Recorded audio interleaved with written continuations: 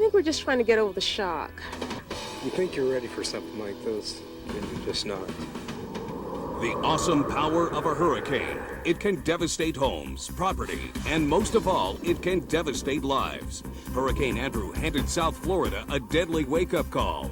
It's been over 30 years since our area has had to deal with a major hurricane. If a storm hit, would you know what to do, where to go? Knowing the right steps to take is vital for surviving the storm. The sparkling Caloosahatchee on a still day. These waters are bank full now, but back in 1960, as Hurricane Donna passed over this river, a very strange thing happened. Legend has it the water was completely drawn out of the river. Old-timers say you could walk from one bank to the other.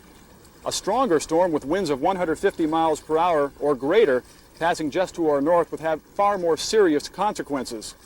In this videotape, we'll take you through the action steps necessary to prepare for the ultimate storm in southwest Florida. That question I asked Dr. Bob Sheets, former director of the National Hurricane Center. He decided to show us. Now we got it here, and we'll just bring it up like this.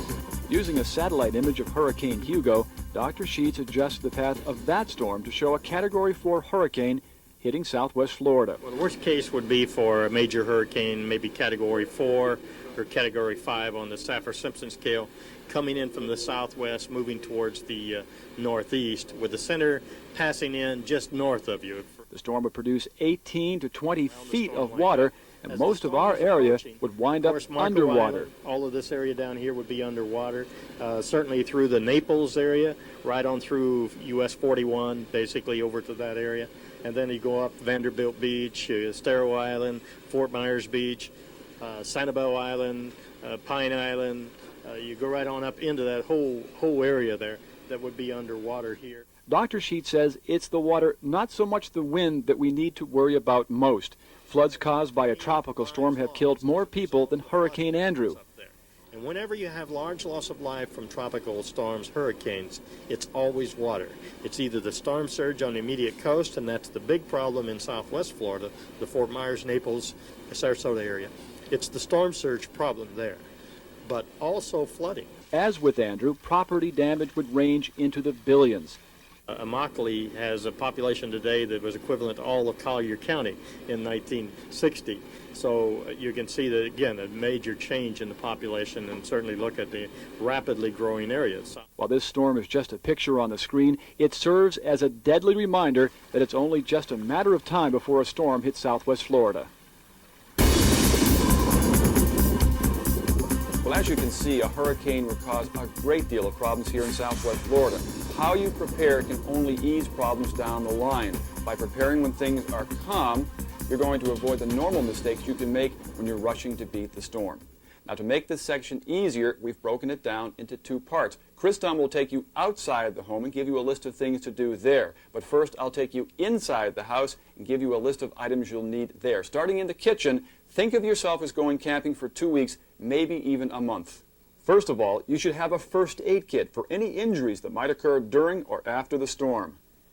Canned foods, think about buying individual sizes. They work best, and try to get foods you don't have to heat. And because there's probably not going to be any power after the storm, make sure you have a standard can opener. A cooler is an obvious thing to keep on hand to store any perishable foods you may buy. If you do buy canned foods that need heating, you'll need to cook it. You can buy products like this Sterno. A camping stove works great too, and it's more like the cooking that you're used to doing. Also, if you have an outdoor grill, that will do the job. Just make sure that the propane tank is filled before the storm. And one important note, make sure that propane tank is secure during the storm. If it becomes damaged, it could become a bomb. Other things you'll need: disposable plates, cups, and utensils. The last thing you want to do with your stored water after a storm is wash the dishes. Matches, and not just any matches. Get waterproof matches. With all the rain, flooding, and water that goes with a hurricane, you really need to prepare for almost anything. Chlorinated bleach or iodine, both can be used to purify water after the storm. The bleach will also help you keep things clean. Just make sure it's bleach without soap. Now, speaking of water, water is a critical issue. The general rule of thumb is you need to have on hand about a half a gallon per day per person in your house, and you can accomplish this several ways. You can buy gallons and gallons of bottled water, Or you can start collecting these containers and filling them with water. Well, as I mentioned earlier, a good idea is to start collecting these household items early in the season. You might want to buy a few items each time you go to the store. That way you spread out the cost. While waiting out the storm and afterwards, the chances are high you'll lose electrical power. You'll want to keep these items close at hand. Flashlights can be lifesavers when you're trying to navigate in the dark. You should also have a lantern to light up larger areas. A battery-powered radio can inform and entertain while you're riding out the storm. And of course, stock up on batteries. You probably can't buy too many. Once a storm is near, they're usually the first things to get bought up at the store, so think ahead. A couple of other things. Medications. Remember, try to have 2 weeks or more worth, especially if it's a matter of life and death. Also, collect all important documents like birth certificates, insurance policies, deeds, and titles. Put them in something watertight or get them out of the house and into something like a safe deposit box. Well, I've moved out to the garage to show you some of the hardware items you'll need for the storm. While some of them may seem obvious, it's a good idea to make sure you have them on hand. A chainsaw. After the storm, you'll use it to clean up the fallen trees and branches. But one important thing, watch out for electrical power lines that may be on the ground. A well-stocked toolbox is essential for preparing for a storm and repairing your home following the storm. Garbage bags, not just for cleaning up the mess in the yard. You'll need them for the disposable plates and cups you've been using. The uses for garbage bags are unlimited. Tape. It's also important for before and after the storm. You can tape up windows, plus, after the storm, it can be used for temporary repairs. Well, now that the inside of your home is storm ready, it's time to turn our attention to the outside. Chris Dunn will take you through the necessary action steps to make sure you're hurricane ready. Preparing for the season outside is a little different than getting ready inside the home. Instead of stocking up, you're inspecting and protecting. I had the chance to visit the site of a house under construction with Wayne Saladay, the Director of Emergency Management in Charlotte County. He shows us how to inspect your house to see if it can withstand strong hurricane winds. People need to understand that particularly if they have access through a crawl space to the upper reaches of their home, to their truss system, they can do a home self-inspection. You can very quickly go up and find out whether you have any additional bracing from one truss to another. Here's some of the things you should look for when you're inspecting your house. First, know if it's a gabled roof like this one or a hip roof like this home. Hip roofs deflect the wind better than gable designs. If you have a gabled roof, you can do some things to strengthen it. We also see in this particular home where they have a gable end on the roof system, they have the bracing up against that gable as well to provide that extra little bit of strength to keep that gable from collapsing inward in extremely high wind. You also have to check for bracing. The bracing that's up in the trusses, both the cross bracing and also the horizontal bracing that's been placed in the truss system to add that extra strength at the very top of this house, where in so many homes, particularly older homes with the truss systems, there's no added bracing up there, and what you have is independent trusses just stacked one beside the other. So what you're able to do with that bracing is to transfer the energy from one truss to another, and thus you have added strength. And don't forget hurricane straps. Hurricane straps are probably the most critical component of any Florida home, because what they do is they transfer the energy that is impacted upon the roof. They transfer that to the walls and then from the concrete block walls into the foundation. So that instead of having individual systems here in the construction of a home, you have one complete package that's all tied together. Also, know what covers your roof. Asphalt shingles can start tearing off in 60-mile-per-hour winds. Clay tiles are good, but they can shatter if hit by flying debris. Concrete tiles are also good, but make sure they're well bonded to your roof. The next important outdoor item are shutters. Now, by covering your doors and windows, you're doing more than just preventing the glass from being broken. You're actually stopping the damaging high winds from adding uplift pressure to your roof. Now, depending on your house and your budget, you have several options. Installed shutters are great for hurricanes and for security, but they're also very expensive. Shutters you install once a storm nears are more affordable. If you have these, make sure you test them now, before the storm. Plywood is the most common option to shutters. 5/8 of an inch is the minimum thickness you should buy. Plus, remember your garage door. Without extra bracing, it can collapse with the heavy winds.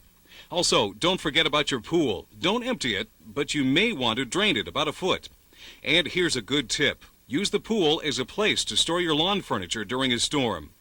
Another important issue, a boat. If you have one, you should decide what you're going to do with your vessel.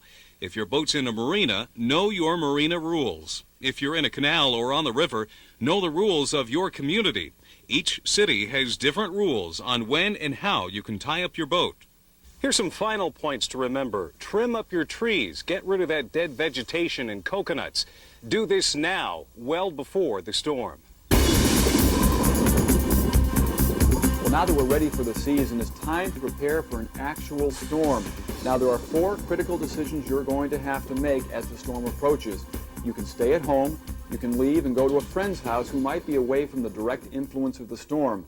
You may be forced to move to an evacuation center, and in extreme cases, you may have to leave the entire area. Remember, knowing your plan can save valuable time and energy as the storm nears. In just a moment, Chris Dunn will take us through the necessary steps if you have to leave your home. If you decide to ride out the storm at home, I'll show you some action steps to prepare there. But first, let's briefly go over the different types of watches and warnings. A tropical storm watch is given when a tropical storm is expected to threat a specific coastal area, usually within 36 hours. A tropical storm warning is an announcement given when a tropical storm is expected to affect a specific region within 24 hours. A hurricane watch is an advisory covering a specific region in which hurricane conditions with sustained winds of 74 miles per hour or more are a real possibility. And a hurricane warning is an alert given when hurricane conditions are expected within 24 hours. All right, you're waiting out the storm. What should you do? Well, if you prepared the checklist getting ready for the season, you've got a great head start. First, double check that list and make sure you have all the vital items on there, including plenty of food and water. If you have to go to the store for any last-minute items, you might want to fill up on gas. Remember, after the storm, we may lose power, and that could mean no gas.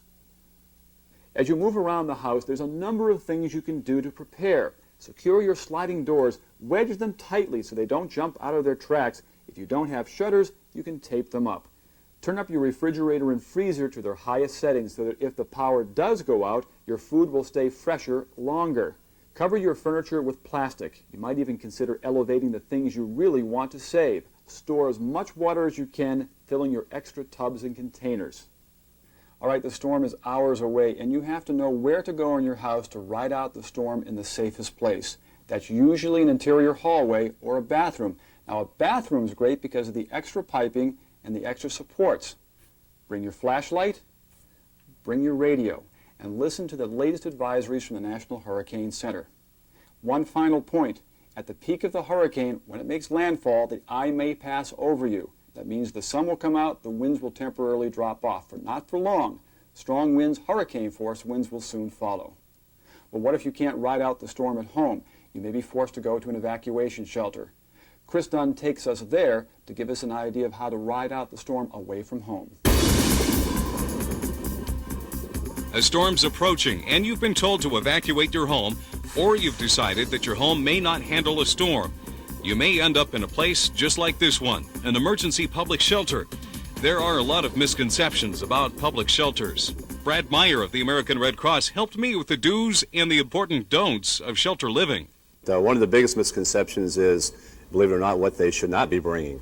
A lot of folks feel that they should be able to bring their pets, and they are not allowed in shelters, as well as alcoholic beverages and firearms are not allowed. The things you need to bring? Well, Tom Chisholm covered earlier. Your hurricane supplies, food, water, a battery-powered radio, medicine, and don't forget the kids. We've found with history that with sheltering operations, there are usually generally quite a few children that are there, small children who are using diapers, or larger children who need to have some type of entertainment or games to keep them busy.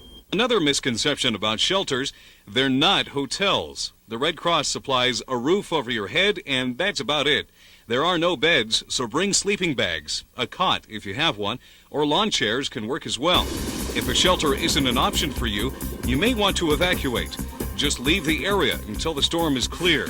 John Wilson of Lee County's Emergency Management helps us understand what you need to know about leaving town. Need to know if they're at risk to this storm way before that storm is out there, 3 or 4 days away from Florida. They need to understand what their risk is by knowing the elevation of where they live and also what evacuation zone they live in. And that information can be found in a number of locations. First of all, in our telephone directories, both the red and gray books have that information in the community reference section of those particular facilities. We also have information in a handbook that provides the same type of data, as well as our counties in Charlotte and Collier as well.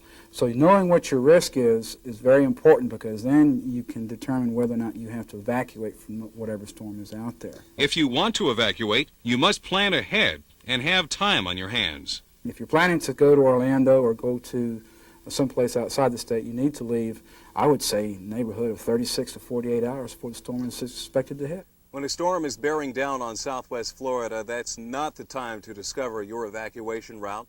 Learn it now. Drive it so you know it. Now, here are two important tips. First of all, when a storm approaches, you want to get inland as soon as possible. With that in mind, I-75 may not be the best route because it gets pretty close to the coast in some spots. Also, do your driving at night when other people are sleeping. You can always use the daytime to catch up on your rest.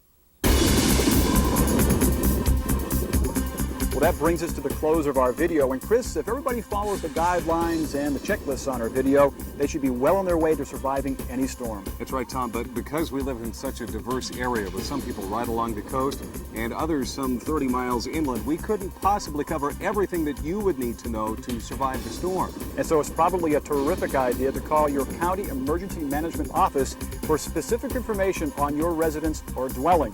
And of course, when a storm threatens, always tune into Fox News.